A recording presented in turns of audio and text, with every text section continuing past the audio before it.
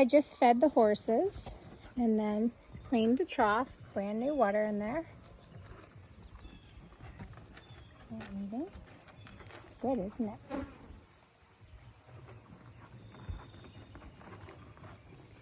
So again, I always try to make sure there's water.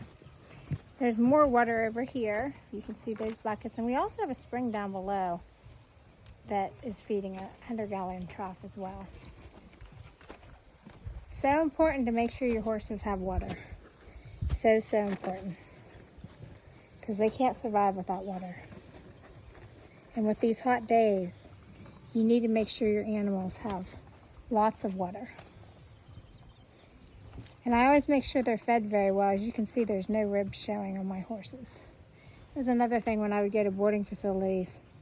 Not every boarding facility, but some of the boarding facilities I was at, I was paying a lot of money, and they were not feeding my horses properly. My horses had ribs showing when they left.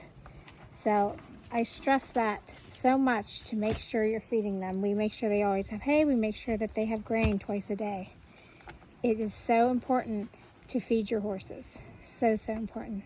If you go by a farm and you see horses having ribs showing, then you might need to call them in, because you should not have any horses that have ribs showing. That is clearly a sign that they are being starved. They can't just survive on hay and water or grass and water. They say that, but some may be able to, but if you see ribs showing, that means your horse needs more. And that means you need to purchase some grain. You can get grain at any Agway, any feed store.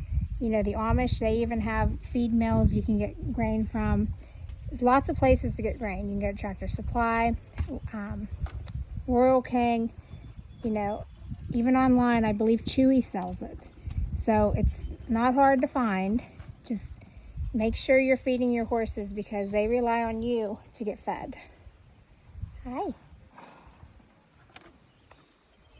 Again, make sure they have water. Hope you all have a good day.